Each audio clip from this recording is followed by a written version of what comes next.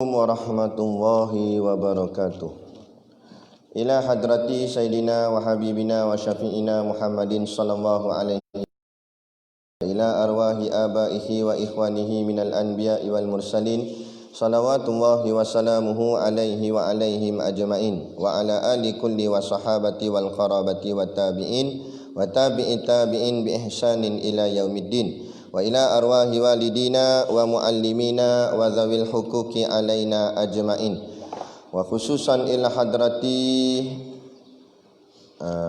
maulana wa qudwatuna al-alim ar-rabbani asy-syekh Daud ibni Abdullah al-Fatani bisiril Fatihah. A'udzu billahi minasyaitonir rajim. Bismillahirrahmanirrahim. Alhamdulillahi rabbil alamin arrahmanir rahim maliki yaumiddin. Iyyaka na'budu wa iyyaka nasta'in ihdinas siratal mustaqim siratal ladzina an'amta 'alaihim ghairil maghdubi 'alaihim waladdallin amin.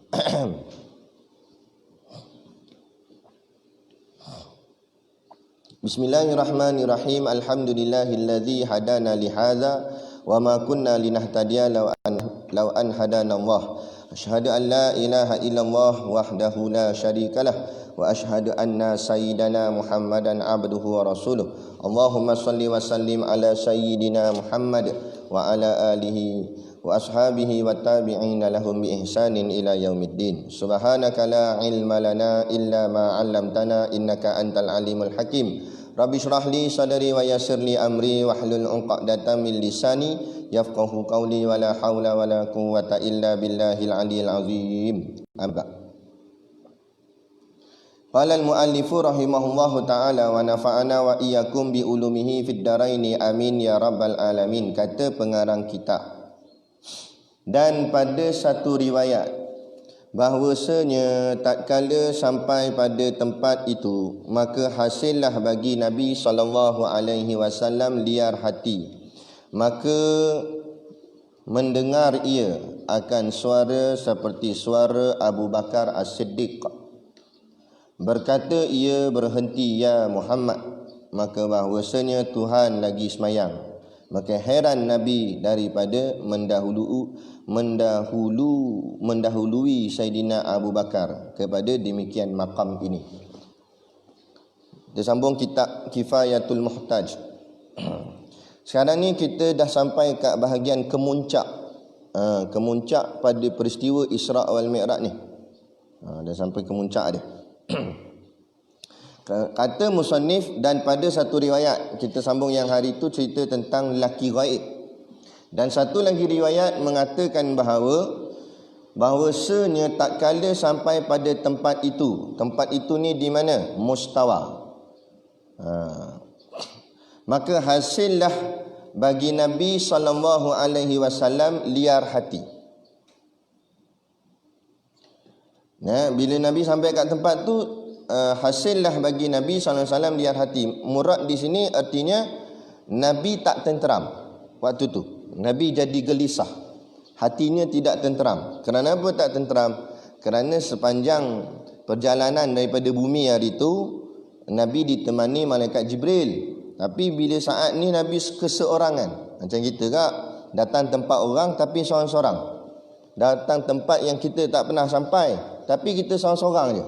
Jadi mestilah hati kita pun gelisah gak, takut-takut pun ada juga. Begitu jugalah baginda Nabi SAW. Hatinya liar. Maksud hati liar ni gelisah Nabi.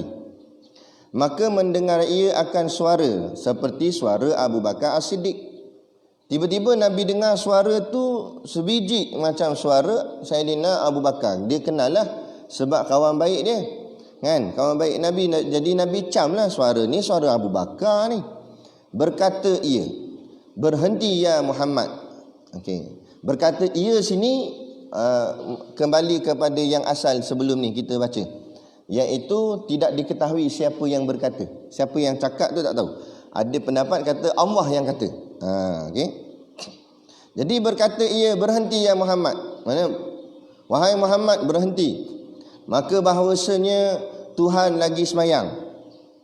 Ada suara yang berkata, Muhammad berhenti, Tuhan tengah semayang. Macam tu. Ataupun Tuhan tengah semayang. Macam itulah. Jadi maka heran Nabi. Tak payah kata Nabi heran dengan kita-kita, mengheran. Maka heran Nabi daripada mendahului Saidina Abu Bakar. Nabi pelik. Macam mana Saidina Abu Bakar boleh sampai dulu? Kan Nabi dengar suara Saidina Abu Bakar. Nabi peliklah, macam mana Saidina Abu Bakar boleh sampai dulu kat makam ni? Maka heran Nabi daripada mendahului Saidina Abu Bakar kepada demikian makam ini. Macam mana Saidina Abu Bakar boleh sampai kat makam ni? Dan daripada sembahyang Tuhanku. Yang kedua, Nabi pelik, apa makna Allah sedang sembahyang? Apa yang dimaksudkan sembahyang Tuhanku? Kata dia. Maka aku bertanya, aku di sini Nabi ni. Nabi pun bertanya. Tatkala munajat akan demikian itu. Nabi pun duduk bermunajat, bertanya kepada Allah. Akan demikian itu, perkara yang mengherankan Nabi itu. Maka firmannya, yang ni sahih sebab ada sebut firman. Jadi yang ni benar, Allah jawab. Maka firmannya Allah jawab, tatkala adalah Abu Bakar itu taulan kamu. Allah kata bahawa Saidina Abu Bakar tu kan kawan baik kamu. Dan aku dan jinak dengan dia. Maksud jinak di sini rapat. Dan kamu ni rapat dengan Saidina Abu Bakar dan jinak dengan dia. Maka aku jadikan suatu malaikat yang menyerupa ia dengan rupa suara Abu Bakar. Kemudian Allah kata, aku jadikan satu malaikat yang suaranya sebiji macam suara Saidina Abu Bakar As-Siddiq. Allah Maha Kuasa. Allah nak buat suara siapa pun tak ada masalah. Kalau bak kata Tok Guru, kalau Allah nak buat Saidina Abu Bakar yang nombor 2 pun boleh. Sebiji Saidina Abu Bakar. Boleh juga, tak ada masalah. Jadi aku jadikan satu malaikat yang menyerupa ia dengan rupa suara Abu Bakar. Kerana apa? Supaya hilang daripada kamu liar hati. Supaya kamu tak jadi gelisah. Jadi kurang-kurang Nabi kat atas tu bila dengar suara Saidina Abu Bakar, tenteram. Oh, ada member kat atas ni. Ada kawan baik aku sekali atas ni. Maknanya seolah-olah ada teman. Allah, maknanya ceritanya sini Allah tak nak bagi hati Nabi liar, nak bagi hati Nabi tenteram. Jadi hikmah ataupun iktibar yang kita dapat ambil daripada kisah yang ini, bahagian yang ini, maknanya kalau kita, sebab tu kita jangan berjuang ataupun untuk agama ni jangan buat seorang-seorang. Sebab gitulah, bila tak diuji memang mungkin kita kuat, tapi saat diuji kan, ada orang hantam ke macam Ustaz Mutasnik kan, kena fitnah dan sebagainya. Kalau dia keseorangan, tak ke gelisah hati, tak ke jadi hati tu apa orang cakap tak tenteram. Tapi bila ada dengan kawan-kawan, dengan jemaah, sekurang-kurangnya ada yang nasihati, ada yang bagi semangat, sabar Ustaz, kami bersama kan. Jadi hati tu jadi tenteram. Itu hikmah daripada perkara ni. Maknanya bila Nabi pun ada ketika hati Nabi gelisah. Jadi Allah bawa datang suara seperti suara sahabat rapat Nabi, iaitu Saidina Abu Bakar. Maka hilanglah liar pada hati Nabi itu. Maksud hilang liar, tenteramlah kembali hati Nabi. Dan ada pun sembahyangku, maka Allah jawab. Ada pun makna aku sembahyang itu, iaitu kataku. Maka turun ayat, innallaha wa malaikatahu yusalluna 'alan nabi ya ayyuhallazina amanu sallu alaihi wa sallimu taslima. Iaitu suratul Ahzab ayat 56. Yang maknanya innallah, sesungguhnya Allah, wa malaikatahu, dan para malaikatku, yusalluna 'alan nabi, berselawat ke atas nabi. Maknanya Allah dan malaikat selawat atas Nabi. Ya ayyuhallazina amanu, wahai orang-orang yang beriman, sallu fi'il amar, perintah, selawatlah kamu, alaihi, atasnya. Nya siapa? Nya Nabi SAW. Wasallimu taslima, dan ucapkanlah salam sejahtera ke atasnya.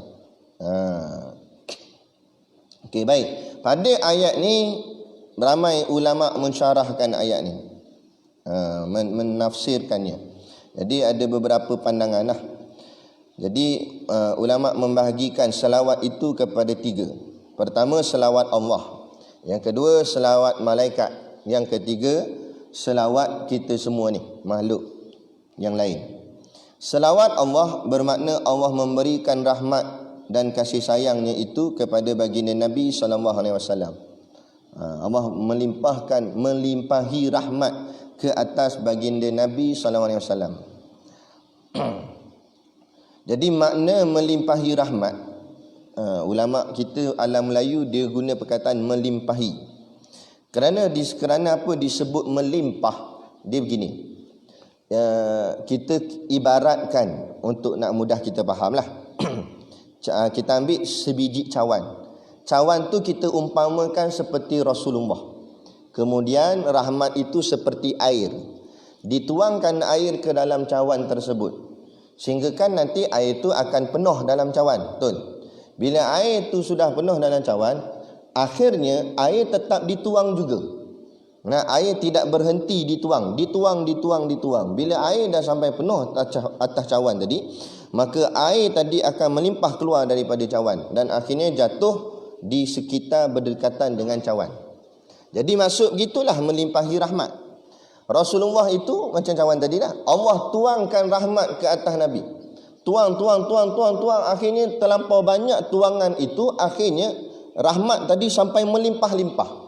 Bila melimpah-limpah, dia akan terkeluar, jatuh daripada cawan dan dia akan jatuh dekat dengan cawan. Maksudnya rahmat yang Allah tuangkan ke atas Nabi akhirnya akan jatuh ke atas orang yang mendekati Nabi. Jadi orang yang mendekati Nabi ni ulama syarah. Apa yang dimaksudkan dengan mendekati Nabi? Mendekati tubuh badan Nabi ataupun mendekati akan sunnah Nabi.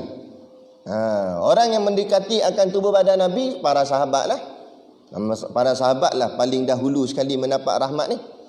Kemudian kita yang tak dapat mendekati tubuh badan Nabi, tapi sekurang-kurang kita dapat mendekati sunnah Nabi. Siapa yang paling banyak sunnah Nabi yang diamalkan pada tubuh badannya ataupun pada dirinya ataupun pada amalannya, maka dialah orang yang paling banyak dapat rahmat daripada Allah SWT, hasil limpahan rahmat ke atas Nabi SAW itu. Boleh faham? Sebab tu kita kena gemar dalam masalah sunnah. Bukan tunjuk alim, bukan tunjuk warak, tapi kerana nak dapat limpahan rahmat ni.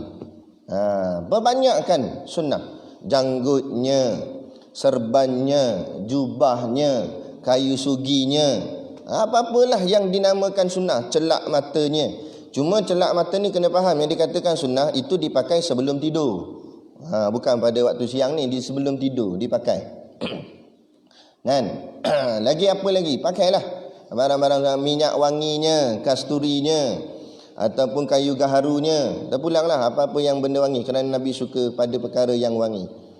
Lepas tu kalau orang nak lomo minyak wangi, jangan tolak. Kerana sunnah Nabi tak tolak bila orang nak lomo minyak wangi.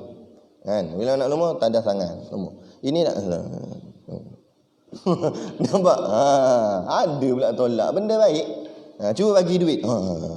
Duit ambil. Nah, orang mau minyak wangi tak nak ambil. Ngong.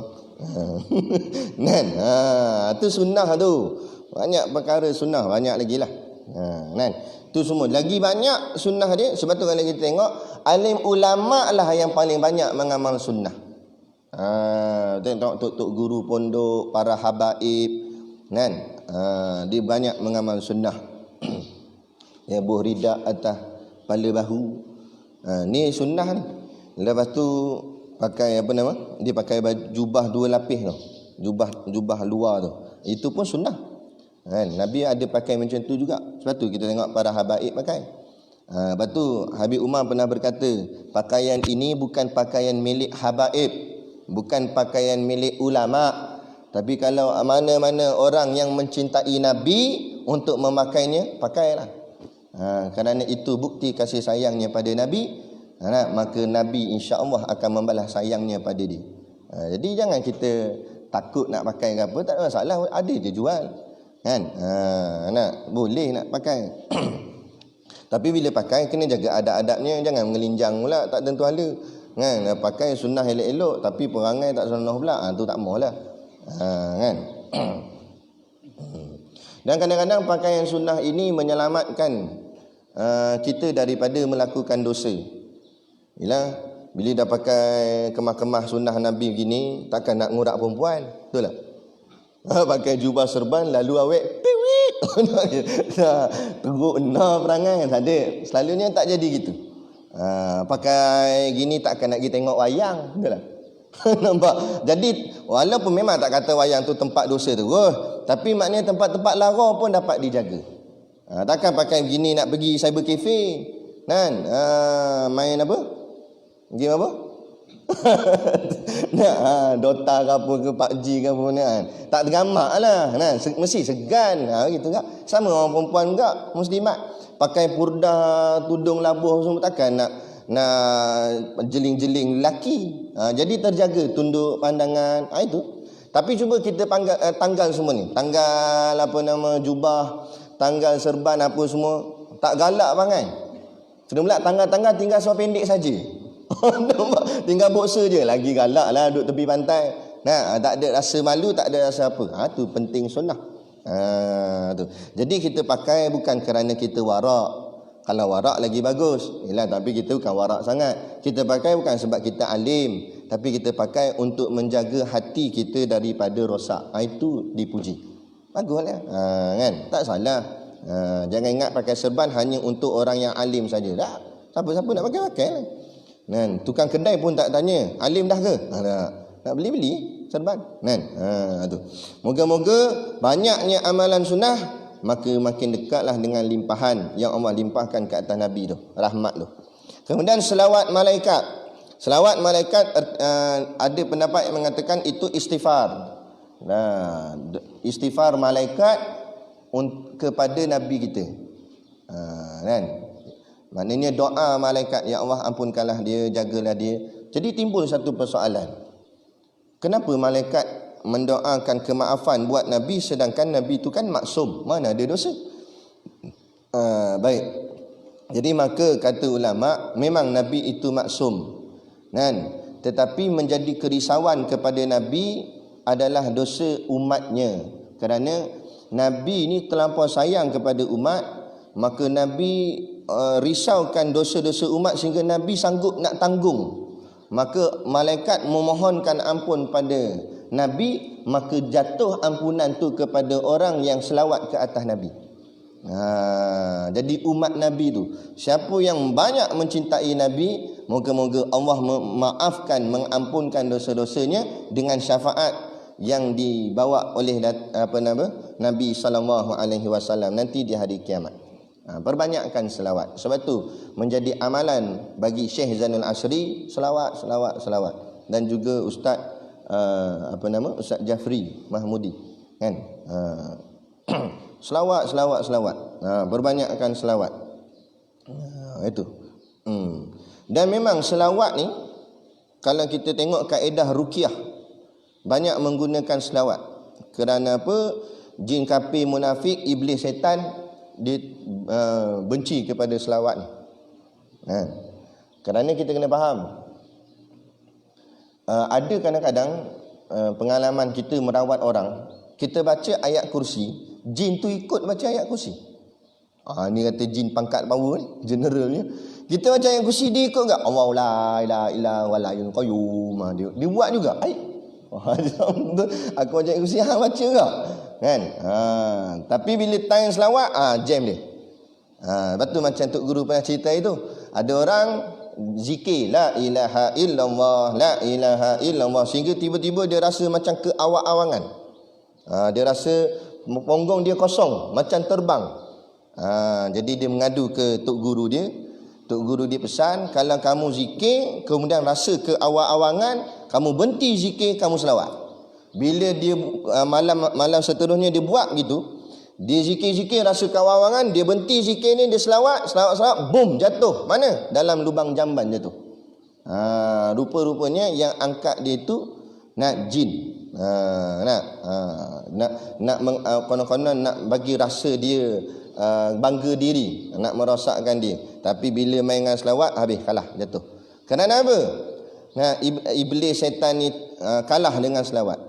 Kerana kita kena faham, iblis syaitan dia mengaku Allah Tuhan. Dia mengaku Allah Tuhan. Yang tak mengaku Allah Tuhan ni lebih parah daripada iblis syaitan ni. Sebab iblis syaitan takut dengan Allah. Dia takut dengan Allah. Nah, dalil hadis Nabi kata, bila dikumandangkan azan, syaitan akan lari terkentut-kentut. Maknanya terlampau takutnya lari dia mencanak-canak. Maksud tu. Terlampau takut dengan nama Allah tu. Kerana dia tahu Allah tu Tuhan dia, syaitan ni. Cuma yang dia tak reda apa dia, iblis ni, perangai dia. Yang dia tak reda keturunan Adam. Sebab tu dia tak nak sujud pada Nabi Adam. Dia jealous, iri hati, dengki dengan penciptaan Allah terhadap Adam ni.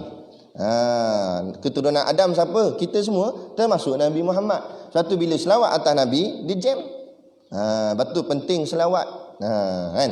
Lepas tu perbanyakkan selawat. Tu.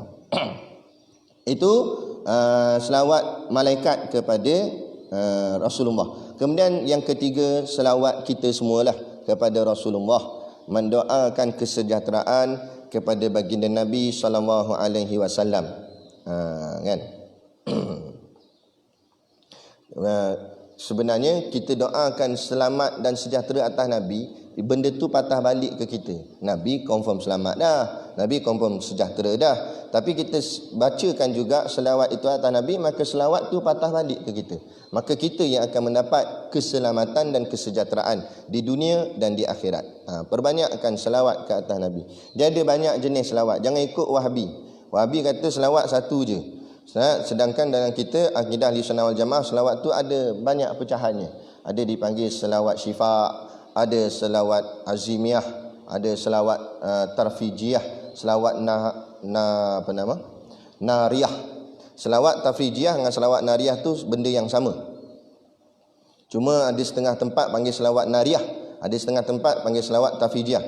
Yang kita baca selalu untuk guru ajar tu kira biji apa nama tu? Biji kacang. Allahumma salli salatan kamilatan wa salim salaman tamman ala sayyidina. Yang tu, baca tu yang panjang tu. Ada setengah tempat dia panggil selawat tu selawat nariyah. Kenapa dipanggil selawat nariyah? Apa makna nariyah? Nar tu maknanya api. Dipanggil selawat ni selawat api. Kenapa dipanggil selawat api? Kerana kata ulama, betapa powernya selawat ni umpama api yang menyambar cepat. Kalau kita jadikan selawat ni sebagai wasilah, sebagai cakap apa nama tu, dipanggil apa tu, tawasul. Kalau kita jadikan selawat ni sebagai tawasul untuk memohon hajat, hajat tu cepat disegerakan, seperti api yang terlampau cepat menyambar. Sebab tu dipanggil selawat nariyah. Kaedahnya kena baca 4444 kali. Itu amalan yang Tok Guru Siddiq Nur ambil daripada Tok Gurunya. Sebab tu bila ada hajat-hajat besar, Tok Guru akan suruh kita baca selawat tafijiyah ni sebanyak 4444 kali. Kerana segeranya bantuan Allah itu turun dengan selawat ni. Moga-moga menjadi amalan. Amalkan selawat tafijiyah, selawat nariyah. Hebat selawat tu. Jadi itulah dalam arti kata selawat tadi. Kemudian maka diangkatkan Nabi SAW kepada Hadratul Qudsi. Okay, sekarang ni bukan mustawa dah. Nabi naik lagi atas daripada mustawa, namanya Hadratul Qudsi. Okay, Hadratul Qudsi. Hadratul Qudsi ni lagi betul-betul special, tak ada siapa boleh sampai. Lelaki gaib tadi mustawa je, suara Abu Bakar mustawa je, ni Hadratul Qudsi. Maka melihat ia akan Tuhannya, Nabi melihat Allah Subhanahu wa ta'ala dengan barang yang patutnya. Macam mana? Kita jawab wallahu alam, dengan barang yang sepatutnya. Macam mana wallahu alam? Hanya Nabi je yang tahu. Tak ada siapa tahu. Sebab Nabi sendiri yang menyaksikan. Macam mana wallahu alam? Dengan dia dan dengan tiada berkafiah dengan mata kepala kuah yang dijadikan Allah Ta'ala, dengan tidak ada perantaraan lain. Maknanya nampak tu direct. Bukan nampak dengan bayangan ke apa, bukan dengan benda apa-apa. Memang terus Nabi melihat Allah. Berbeza dengan Nabi Musa. Nabi Musa tak direct melihat Allah, tapi Nabi Muhammad melihat Allah secara direct. Kan? Dengan mata kepala kuah yang dijadikan Allah, dengan mata Nabi sendiri. Macam mana Allah Alam, tak tahu nak kata. Pada keduanya, kedua-dua mata tu, maka tiada jatuh bagi seorang segala nabi dan mursalin artinya para rasul, melihat dengan mata kepala sebelum mati. Itu yang lain daripada Nabi SAW. Maknanya sini tak ada satu orang nabi ataupun rasul yang dapat melihat Allah secara terus sebelum dia mati, melainkan Nabi Muhammad seorang sahaja. Adapun nabi-nabi lain setelah mati ada. Setelah mati baru dapat bertemu Allah secara direct. Adapun sebelum mati tak ada seorang nabi pernah melihat Allah melainkan Nabi Muhammad SAW semata. Di sini nak menunjukkan apa? Lebih dan hebatnya baginda Nabi Muhammad SAW berbanding nabi-nabi yang lain. Tu. Maka ia pun lalu sujud kepada hadratnya dan sembah. Bila Nabi melihat Allah, kelu lidah, tak terkata apa, terus Nabi sujud dan menyembah kepada Allah. Sujud terus. Terkejut dah. Macam mana alam Nabi melihat sesuatu yang tak pernah dilihat sebelum ni. Kan? Tak boleh nak dibayangkan macam mana. Nabi terus sujud. Dalam hadis yang lain begitu juga. Nanti kita semua dibangkitkan di padang mahsyar. Kemudian Allah akan naikkan sembahan-sembahan yang pernah menjadi sembahan bagi manusia di dunia dulu. Naiklah siapa yang sembah matahari, naik matahari. Maka orang beriman, masa tu orang kafir dengan orang munafik semua dah diasingkan. Ada yang masuk dalam neraka lah apa semua, ada yang dibakar. Tinggal orang beriman je waktu tu. Kemudian bila naik matahari, orang beriman akan kata, ini bukan Tuhan kami. Naik bulan, ini bukan Tuhan kami. Naik apalah, tak kira lah, patung gajah ke apa ke yang menjadi sembahan dekat dunia ni. Nak naik macam-macam jenis sembahan, semua kata ni bukan Tuhan kami. Tiba-tiba dalam hadis sebut Allah menyingkapkan dirinya sedikit. Macam mana wallahu alam, tapi dalam hadis kata Allah menyingkapkan dirinya. Bila Allah singkap dirinya, orang beriman tak kata apa, terus sujud. Maka dalam syarah hadis tu persoalannya, kenapa terus sujud? Kerana terkelu melihat sesuatu yang tak pernah dilihat sebelum ni. Jadi yang dikatakan orang yang ma'rifah, orang yang mengenal makhluk itu siapa? Jadi kita belajar sifat 20, kita belajar yang sebenarnya kita belajar makhluk. Kan, kita belajar makhluk ni macam ni, makhluk ni macam ni, makhluk ni macam ni. Jadi bila tahu makhluk ni macam ni, kita tolak sifat-sifat makhluk tu. Yang tinggal yang bukan sifat makhluk. Yang bukan sifat makhluk itulah Allah. Jadi bila tolak gambaran makhluk, dia akan nampak sesuatu yang bukan makhluk, yang tak pernah dilihat dengan matanya. Maka barulah keyakinan hatinya, inilah Tuhan, inilah Allah. Ada pun orang yang tak mengaji, dia akan tersangka-sangka makhluk itu Tuhan. Contoh bila Dajjal muncul nanti. Allah akan berikan ujian kepada kita semua dengan memberikan kekuasaan kepada Dajjal, boleh menghidupkan orang yang mati. Dajjal baca mentera dia, kan, hidup semula orang. Disebut dalam hadis, Dajjal akan mengelilingi orang yang mati tu sambil membaca mentera dia. Kemudian orang yang mati tu walaupun sudah pecah-pecah, badannya sudah terbelah, bersambung semula macam pokok yang baru tumbuh. Sambung semula, jadi hidup, bernyawa. Kan?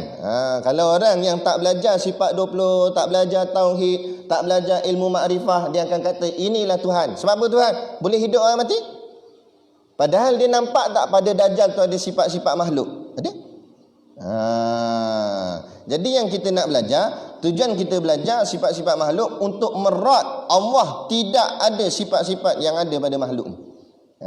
Menolak, kerana Allah itulah Allah yang sebenar, yang laisa kamislihi syai', tidak serupa dengan sesuatu apa pun. Tu. Jadi Nabi pun sujud kepada hadratnya dan sembah. Maka firmannya subhanahu wa ta'ala, Allah pun berkata, ya Muhammad, wahai Muhammad. Maka sembahnya, jawab Nabi, labbaika. Maksud labbaika, aku datang wahai Tuhanku. Adab bila dipanggil Allah, Nabi segera menjawab. Begitu juga adab kita dengan guru. Bila guru memanggil, segera jawab, ya Tok Guru. Itu adab. Ibu bapa pun begitu. Bila mak ayah kita panggil, ya ibu, ya ayah. Jangan buat dono, buat lambat sampai 3-4 kali panggil. Apa dia? Ya. Kau hajar punya anak. Anak yang derhaka bukan mesti terajang kepala bapak dia. Cukup dengan kata cis, ataupun malah menjawab panggilan mak ayah, itu sudah jadi derhaka. Tambahan kata Tok Guru Siddiq kan, jangan sampai kalau kita duduk jauh dengan mak ayah kita, jangan sampai mak ayah kita yang telefon kita tanya khabar. Kalau begitu, cop atas dahi anak derhaka. Adapun kita bukan terajang dia, tapi kita biar sampai dia telefon tanya khabar kita, jadi anak derhaka. Sebab apa pula jadi anak derhaka? Sebab itu menunjukkan langsung hang tak pedulikan mak bapak hang kat rumah macam mana keadaan, tapi kasih mak bapak hang tak pernah lupakan hang sampai telefon hang tanya apa khabar. Tu pesan Tok Guru Siddiq kan. Jadi kita telefon lah. Awek kita boleh telefon kerap kan, tanya khabar gini sebab berkasih. Dah takkan mak ayah sendiri nak kita buat lebih kurang aja. Awek kat luar tu, perempuan ke siapa ke tak kisahlah, dia sayang kita belum tentu sayangnya berkekalan. Tak payah kata awek, isteri pun belum tentu berkekalan sayangnya pada kita. Tapi mak dengan ayah ni sayangnya takkan pernah putus. Sampai ke mati dia tetap sayang. Sebab apa? Tu anak dia. Nak lahirkan kan senang, 9 bulan. Nak menanggung atas perut. Lepas tu nak keluarkan pula, berhampas pula. Kan? Menjerit-jerit, sakit pedih. Sakitnya bersalin, nombor 2 sakit selepas mati. Mati paling sakit sekali, salin nombor 2. Kan? Jadi makna bila payah gitu, Allah betapa sayangnya. Kita dulu zaman bujang, zaman muda dulu belasan tahun, 20-an, memang kita pun tak faham benda ni. Kita pun petikai mak ayah kita lah. Ayah Ana dulu memang dia pantang kita keluar malam. Jadi kita rasa macam, apa ni mak bapak aku ni, kongkong aku ni, aku nak keluar malam tak boleh. Mak bapak orang lain bagi je anak dia keluar malam, aku nak keluar lewat sikit pun tak boleh kan.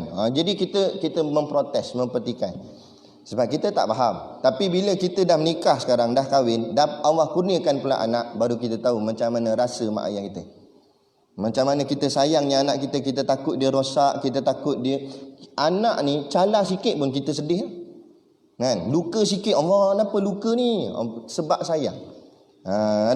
Jadi takkan putus. Tiba-tiba kita lebih sayang orang yang belum tentu balas sayang kita daripada orang yang memang confirm dah sayang kita.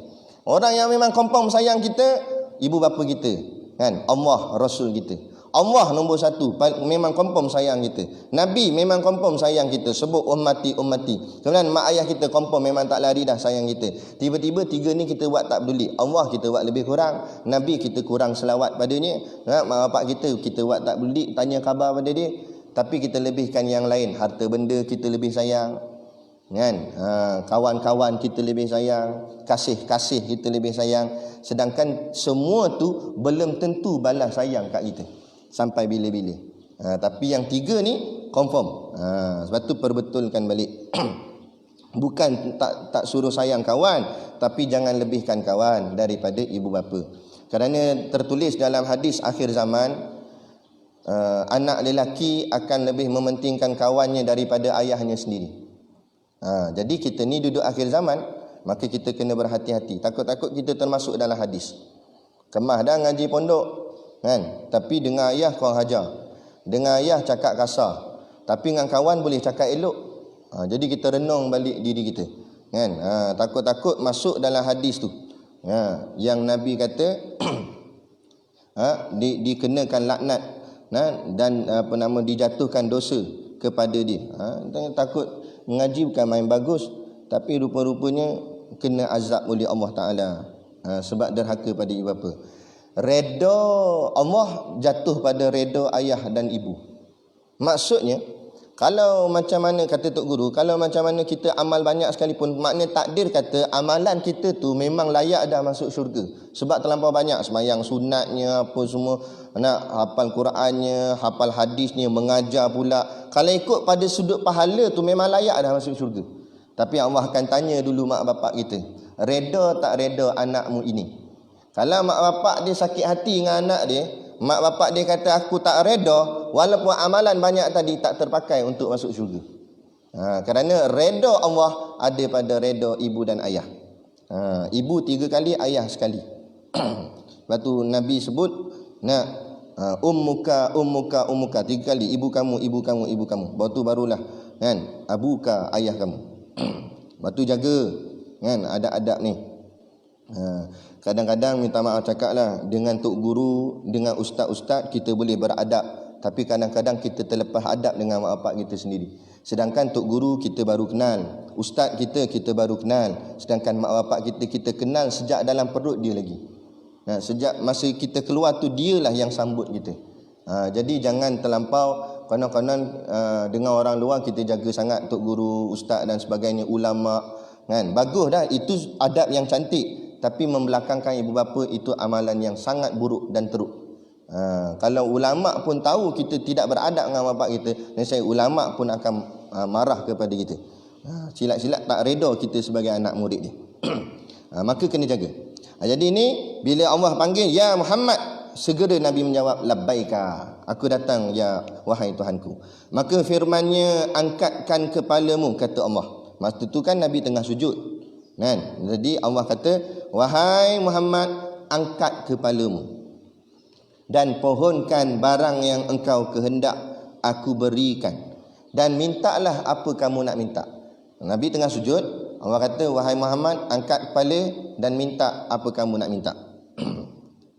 Maka angkat Nabi SAW kepalanya, maka bersembah dengan katanya. Nabi angkat kepala, maka Nabi pun menjawab. Nabi kata apa? Ya Rabbi, wahai Tuhanku, qad ittakhadhta Ibrahim khalilan wa a'taitahu mulkan aziman. Artinya, dan engkau berikan mana ni? Bukan. Bahawasanya hai Tuhanku, telah engkau jadi akan Ibrahim khalilan. Allah tanya Nabi, minta apa kamu nak minta, tapi Nabi tak sebut apa yang dia nak minta. Nabi cuma cerita apa yang Allah bagi kat nabi-nabi yang lain. Nabi kata wahai Tuhanku, engkau jadikan Nabi Ibrahim khalilan. Khalilan tu maksudnya kekasih. Kekasih yang atas sekali. Atas sekali daripada nabi-nabi lain. Lepas tu tingkatan Nabi Ibrahim ni letak nombor 2. Waktu tu nombor 1 lah Ibrahim, khalilan. Dan engkau beri akan dia kerajaan yang amat besar, dan engkau bagi kerajaan yang amat besar pada Nabi Ibrahim. Kemudian lagi kata Nabi, wa kallam tamusa taklima. Dan lagi kata Nabi, dan engkau berkata-kata akan Musa akan beberapa perkataan, dan pada Nabi Musa pula engkau bercakap dengan dia beberapa perkataan. Nabi tak minta lagi ni. Nabi cuma cerita je apa Allah bagi kat Nabi Ibrahim, bagi kat Nabi Musa. Dan engkau berkata-kata akan Musa akan beberapa perkataan. Kemudian lagi Nabi kata wa a'taita Dawuda mulkan aziman wa alanta lahul hadida wa sakharta lahul jibal.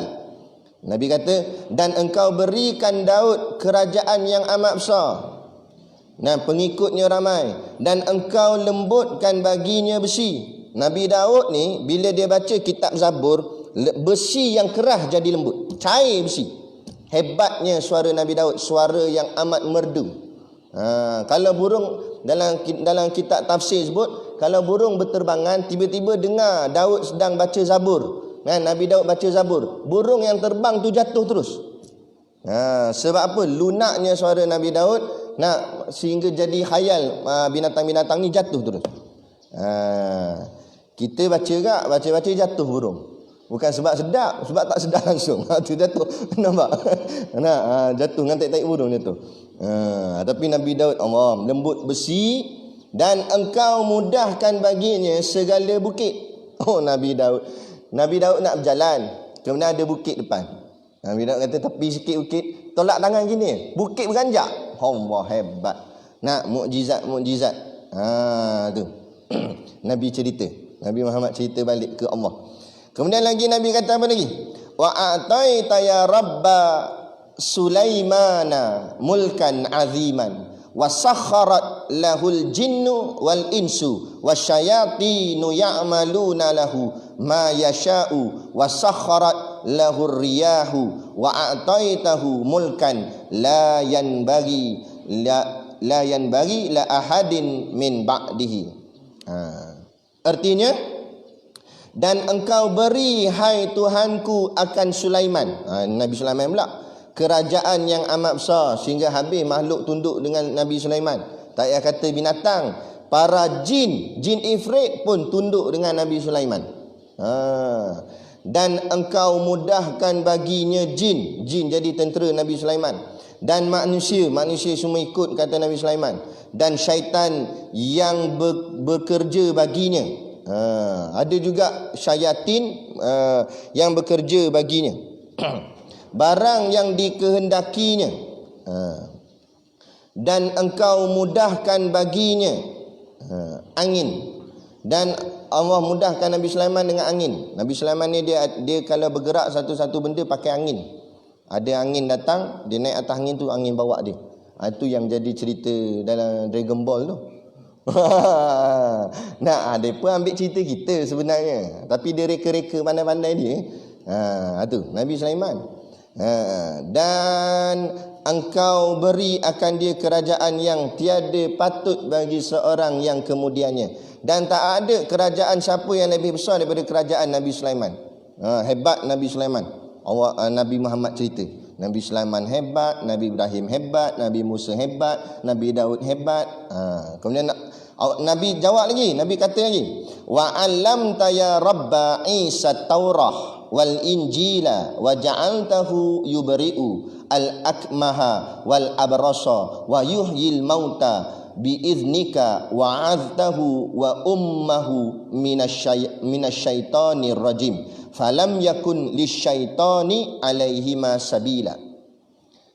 Kemudian lagi Nabi kata, dan engkau ajarkan hai Tuhanku akan Isa Taurat dan Injil. Pada Nabi Isa engkau bagi dua, Taurat dan Injil, dan engkau jadikan akan dia menghilangkan buta. Hebat Nabi Isa, boleh pulihkan orang yang buta. Orang buta Nabi Isa usap mata dia, celik. Allah hebat. Dan sopak ni satu penyakit berjangkit suatu ketika dulu yang amat bahaya. Jadi boleh sihat dengan Nabi Isa. Dan menghidupkan yang mati. Bukan setakat tu, hidup orang mati Nabi Isa buat. Allah bagi ni kehebatan kat dia. Dengan izin engkau, kata Nabi Muhammad, dan engkau pelihara akan dia dan ibunya daripada syaitan ar-rajim. Mak Nabi Isa, Maryam dengan Nabi Isa langsung tidak terpengaruh dengan iblis. Allah lindung, Allah jaga Nabi Isa, sikit pun tak terkena hasutan iblis. Maka tiada bagi syaitan atas keduanya. Syaitan langsung tak boleh mendekati dua orang ni. Jalan. Maka firman Allah Ta'ala, habis dah Nabi cerita sampai Nabi Isa, Allah jawab. Jadi Allah tanya Nabi, minta apa kamu nak minta? Nabi tak minta. Nabi cerita Nabi Ibrahim dapat macam ni, Nabi Daud dapat macam ni, Nabi Musa dapat macam ni, Nabi Isa dapat macam ni. Nabi cerita balik apa yang Allah bagi, kehebatan-kehebatan pada Nabi-Nabi yang dulu. Kemudian Allah jawab. Allah kata apa? Qadit takhadtuka habiban wa arsaltuka linnasi kaffatan basyiran wa nadhiran. Kata Allah, maka sungguhnya telah aku jadikan akan dikau habiban, kekasih. Maka ulama jawab, habiban lebih tinggi daripada khalilan. Khalilan awal tadi Nabi Ibrahim. Nabi kata engkau bagi pada Ibrahim khalil, jadi pangkat khalil. Allah jawab, dengan engkau aku bagi habib. Maka ulama jawab, Habib lebih tinggi daripada Khalil. Maknanya lagi Allah kasih. Khalil tu kekasih dah, Habib lagi daripada kekasih tu lagi. Maknanya maka Nabi Muhammad, walaupun Nabi-Nabi yang lain tadi Nabi Muhammad cerita kehebatannya, Nabi Muhammad diletakkan yang nombor satu sekali, yang paling rapat, yang paling Allah kasih. Maka ulama jawab, tidak ada makhluk yang lebih Allah kasih melainkan baginda Nabi Muhammad sallallahu alaihi wasallam. Tak ada makhluk. Malaikat Jibril ke syurga ke neraka ke, itu semua makhluk, tapi yang paling Allah sayang, yang paling Allah kasih baginda Nabi Muhammad sallallahu alaihi wasallam. Maka jawab ulama, Nabi Muhammad bukan sekadar sayyidul anbiya, bukan sekadar sayyidul mursalin, bukan sekadar sayyidul bashar, bukan sekadar penghulu nabi, penghulu rasul, penghulu manusia, tapi penghulu segala makhluk. Nabi Muhammad sallallahu alaihi wasallam. Atas dasar inilah para habaib memulia-mulia dan mengagung-agungkan Nabi dengan bait-bait qasidahnya. Nah, tapi tidak melampaui batas, bukan macam Kristian mengagung-agungkan Nabi Isa sehingga dianggap Tuhan. Tidak.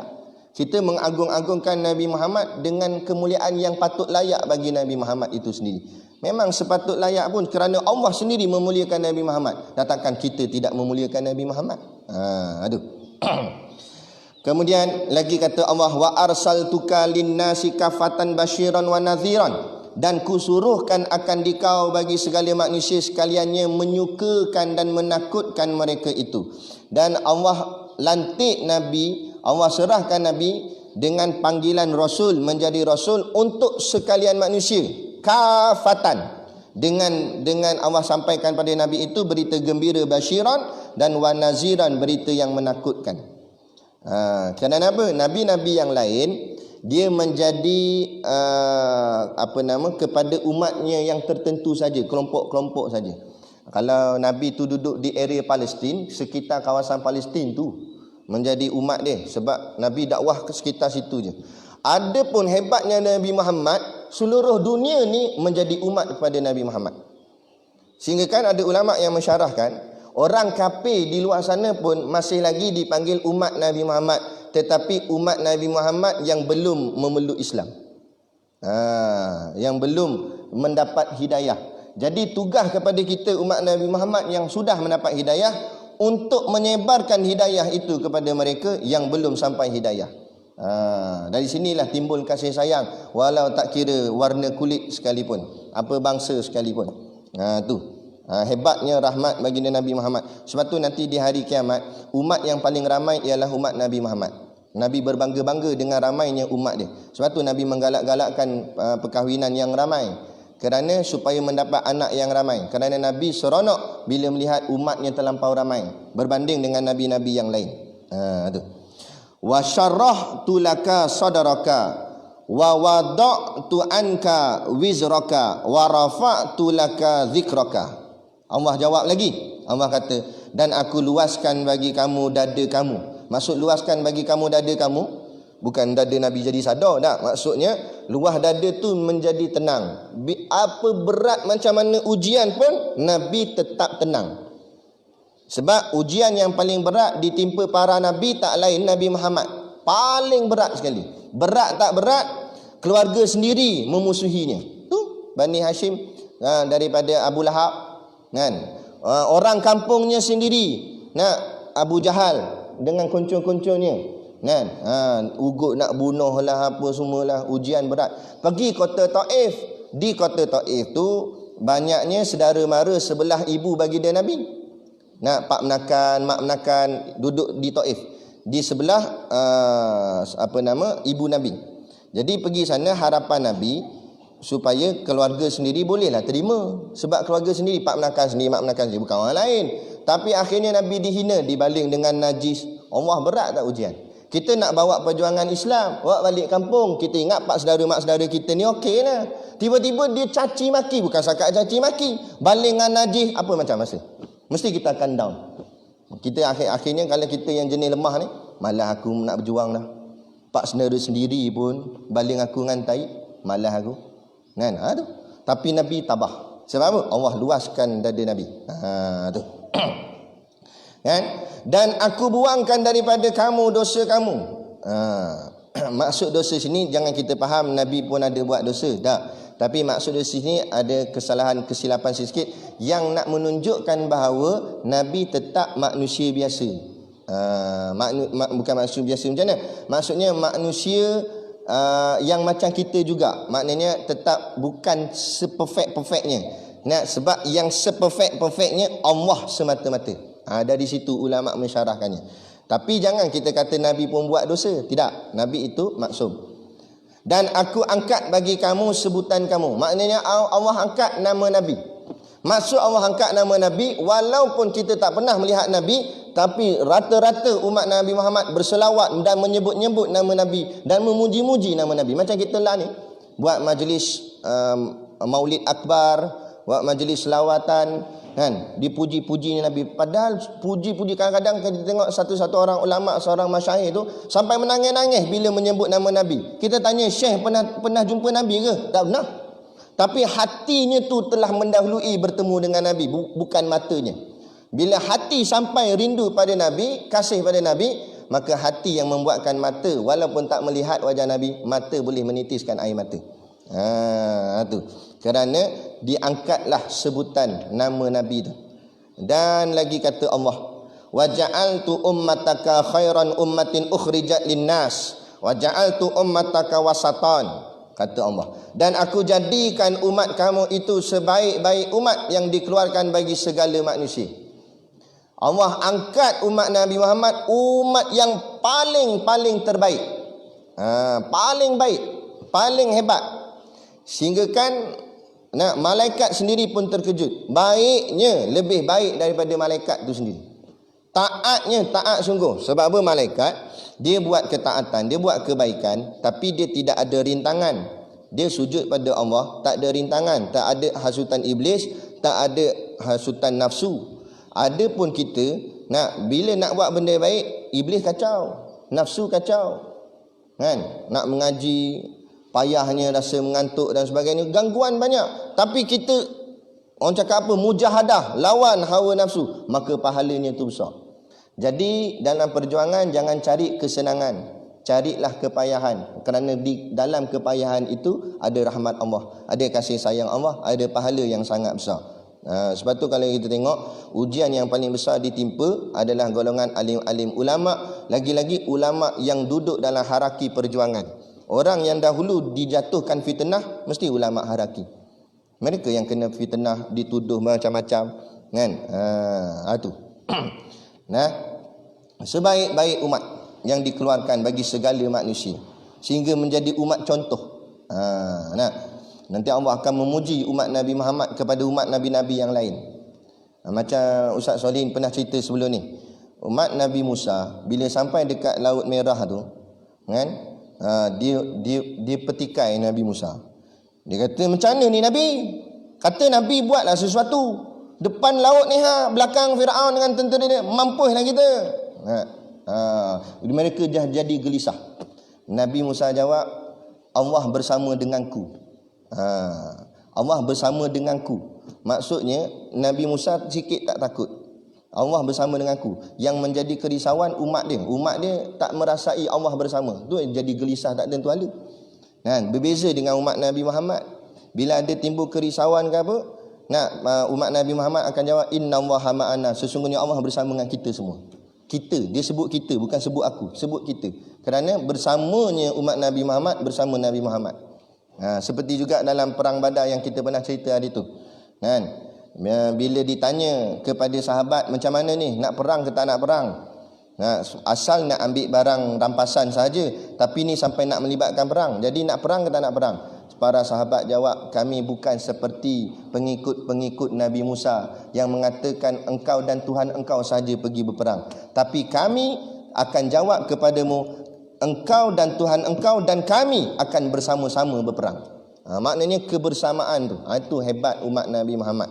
Macam lah ni lah, kita tengok ulama-ulama kita yang sanggup bermandi darah kerana mempertahankan Allah dan Rasul. Padahal Rasulullah pun dia tak pernah jumpa, tapi sanggup menggadaikan nyawa. Hebat, kan? Itu hebat. Allah uji. Nah, sebab apa? Umat yang terbaik. Dan aku jadikan umat kamu itu yang pertengahan. Maksud pertengahan, umat Nabi Muhammad ni wasaton. Maksudnya taklah terlampau keduniaan sangat dan tak terlampau ke akhirat sangat. Kerana kalau terlampau dunia sangat, itu geng-geng Yahudi, orang Yahudi. Nabi tak ajar macam tu, tapi mereka jadi macam tu kan. Jadi terlampau keduniaan sangat. Lepas tu kalau kita tengok bermacam-macam teknologi yang ada di dunia ni, banyaknya buatan Yahudi sebenarnya. Buatan Yahudi. Tu Facebook yang kita main tu, orang Yahudi. Sebab tu warna Facebook warna biru tu sama dengan warna bendera Israel. Dia orang Yahudi, Mark Zuckerberg nama dia. Kan? Apa nama yang Bill Gates tu semua orang Yahudi. Isaac Newton yang dibangga-banggakan di sekolah-sekolah. Cerita tentang kehebatan Isaac Newton jumpa graviti. Itu orang Yahudi, Isaac Newton. Kan? Banyaknya teknologi tu semua dunia ni orang Yahudi. Sebab dia terlampau melebihkan dunia. Ada pula orang Kristian terlampau melebihkan akhirat. Sampai tengok orang Kristian, father dia, tu imam kat gereja itulah, sampai tak nak kahwin. Dia kata kahwin ni dunia. Sampai tak nak kahwin. Kerana terlampau konon-konon akhirat sangat. Adapun umat Nabi Muhammad, orang Islam, itu wasaton, pertengahan. Maksud pertengahan, taklah dunia sangat dan taklah akhirat sangat. Dunia pun ambil, akhirat pun tercapai. Jadi macam mana formula dia? Kamu ambil dunia untuk capai akhirat. Itulah umat Nabi Muhammad yang betul. Macam mana? Contoh kita nak ambil Quran ke atas rak. Rak tu tinggi, kita tak sampai. Kita tengok ada kursi, kita pijak atas kursi, ambil Quran. Begitulah contoh dunia dan akhirat bagi kehidupan kita. Ambil dunia tak salah, tapi kamu pijak dunia yang kamu milik tu untuk capai akhirat. Kamu nak buat bisnes, buat bisnes sebanyak-banyaknya sampai kamu boleh jadi jutawan. Tapi jadikan harta kamu yang jutawan itu untuk capai syurga Allah di hari akhirat. Macam mana? Dengan tolong orang susah, bersedekah. Contoh Ustaz Abid Liu. Kan? Dia kaya raya, tapi dia tak gunakan kaya raya dia untuk bermewah-mewah semata-mata. Tapi dia tolong orang yang susah. Kan? Dia bantu. Nah, sekarang ni dah buka kedai supermarket pula atas nama dia. Allah hebat kan. Tu. Jadi tak salah sebenarnya tu. Itu umat pertengahan. Kemudian lagi Allah kata waja'altu ummataka humul awwalun wal akhirun waja'altu ummataka la tajuzu lahum khutbatun wala salatun hatta yashhadu annaka abdi wa rasuli. Dan aku jadikan umat kamu itu, mereka itu yang permulaan dan kesudahan. Aku jadikan umat kamu wahai Muhammad permulaan dan kesudahan. Maksud permulaan dan kesudahan, mula-mula yang akan masuk syurga dan kesudahan yang lahir ke dunia. Tu. Permulaan tu maksudnya mula-mula masuk syurga, tapi kesudahan itu artinya kesudahan yang lahir di dunia ini. Dan aku jadikan umat kamu itu tiada melalui bagi mereka itu kejahatan. Kan? Kalau yang betul-betul ikut Nabi, Allah akan jaga mereka daripada kejahatan. Dan sembahyang hingga naik saksi mereka itu bahawasanya engkau hamba-Ku dan pesuruh-Ku. Dan Allah berikan kepada umat Nabi Muhammad itu akan salat sembahyang. Kan?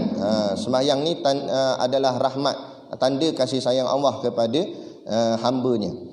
Dan lagi Allah sebut waja'altu min ummatika aqwaman qulubuhum anajiluhum fi qulubihim. Dan aku jadikan daripada umat kamu beberapa kuat hati mereka itu pengajaran di dalam hati mereka itu. Allah jadikan pula daripada umat-umat kamu ini hati mereka itu kuat. Nak kuat ingat Allah sampai ada yang memang hebat sungguh. Tak lut maksiat apa pun.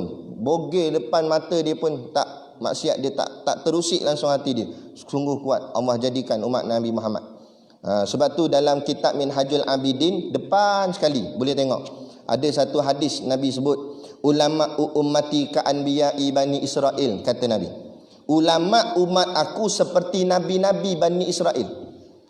Sehingga kan dalam riwayat tu ada Nabi Musa dengan Nabi Isa. Nabi Muhammad tanya Nabi Musa dan Nabi Isa, umat kamu dulu ada tak macam umat aku ni?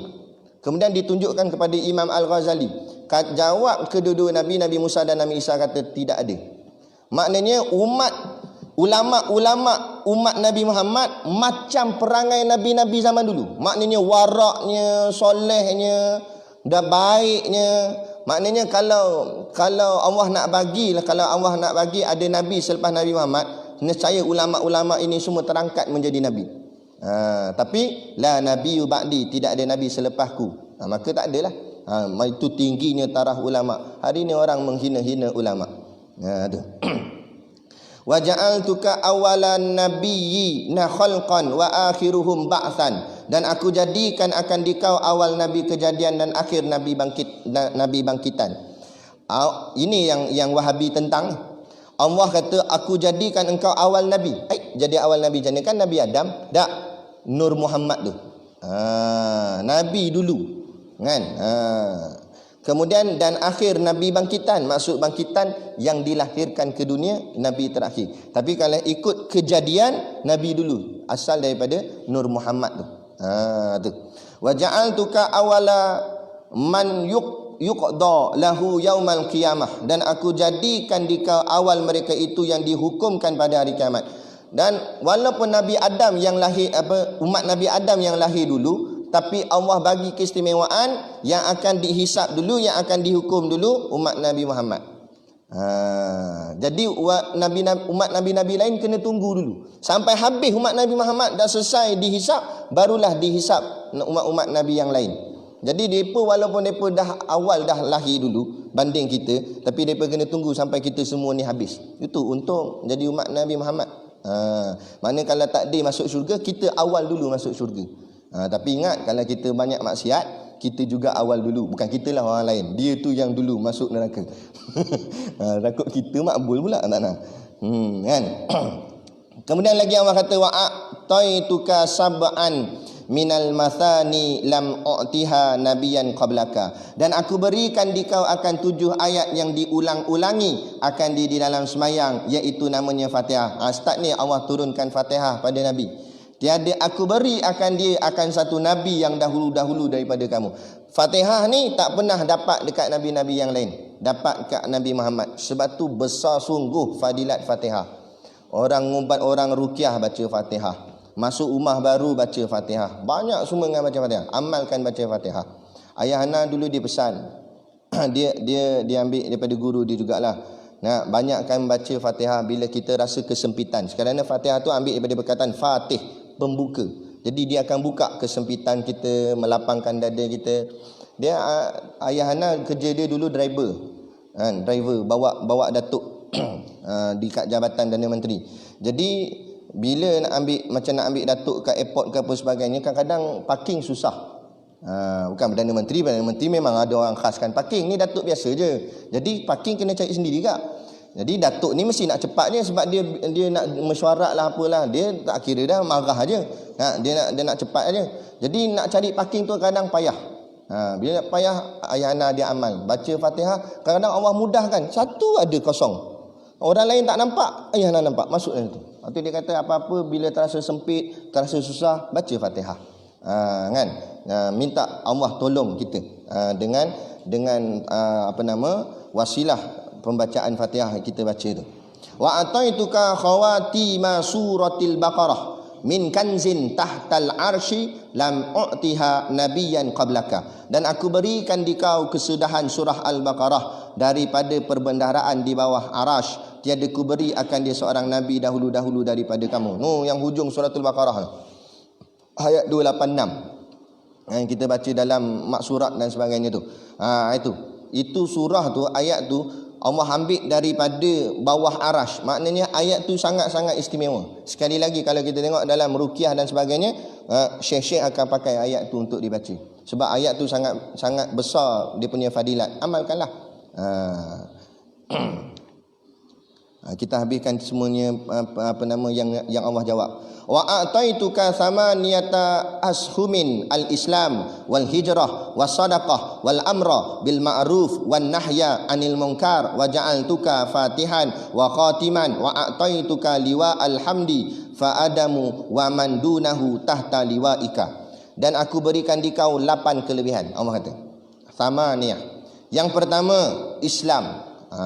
Maka dari sinilah kata ulama, bermula dari sini dinamakan pengikut Nabi Muhammad akan dengan panggilan Islam. Islam tu maksudnya apa? Yang terselamat. Nah, maka Allah selamatkan siapa yang ikut Nabi Muhammad masuk Islam, dia selamat. Yang kedua, hijrah, berpindah. Hijrah tu kurniaan Nabi kepada Nabi selepas daripada Isra' Mi'raj ni. Nabi hijrah ke Madinah. Yang ketiga, sedekah. Allah berikan kelebihan sedekah kepada Nabi dan umat-umat Nabi Muhammad. Maknanya kita bagi sedekah kat satu orang, Allah gandakan ganjaran pahalanya berlipat-lipat kali ganda sedekah. Sebab tu mayat orang yang dah mati, dia nak bangkit semula. Malaikat tanya, kalaulah andai kata Allah izin bangkit balik, nak buat apa? Kata mayat-mayat, aku tak buat lain dah melainkan sedekah. Kerana apa? Sedekah tu jariah. Jariah artinya mengalir, terus berjalan pahala walaupun kita dah mati. Tu berbanyakkan sedekah. Yang keempat, dan menyuruh dengan ma'ruf. Aku akan jadikan kamu dan umat kamu ni buat kerja ma'ruf.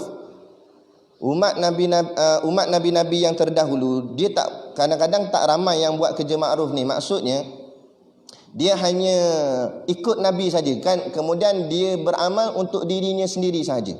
Adapun umat Nabi Muhammad beramal untuk diri sendiri dan untuk orang lain. Mengajar pula, ceramah, kuliah. Jadi seorang pendakwah itu hebat. Jadilah yang menyuruh dengan ma'ruf, menegakkan amal ma'ruf dan menegah daripada mungkar, cegah kemungkaran. Yang keempat, Allah buat. Kalau umat-umat terdahulu nak orang buat mungkar, dia buat senyap. Dia kata ini kerja Nabi. Ada pun umat Nabi Muhammad, orang buat mungkar tegur sampai ada yang dibelasah balik dan sebagainya. Tapi ini kelebihan yang Allah beri. Yang keenam, dan aku jadikan akan dikau permulaan, macam kita sebut tadi, dan kesudahan. Makna permulaan itu yang terawal masuk syurga, dan kesudahan itu maknanya yang terakhir dilahirkan ke dunia. Dan aku berikan dikau, dan lagi satu maksud kesudahan ni juga, Allah jadikan umat Nabi Muhammad itu umurnya pendek-pendek. Kenapa jadi umur pendek? Kalau ikut kita nak umur panjang, betul tak? Tapi kenapa Allah jadikan umur pendek? Kerana biar sikit dosanya. Kerana lagi lama kita hidup, takut lagi banyak dosa kita buat. Jadi umur pendek, dosa umur sikit. Kalau dosa sikit, andai kata pahala tak banyak sekalipun, andai katalah pahala tak banyak, lepas tu mati cepat pula, muda mati dah, dosa pun sikit, kena katalah pahala tadi tak banyak, kena masuk neraka. Tapi masuk neraka azab tak lama. Sebab apa tak lama? Sebab dosa sikit. Tapi kalau dosa kita banyak, macam tak susah kita. Itu nikmat juga sebenarnya yang kita tak perhatikan.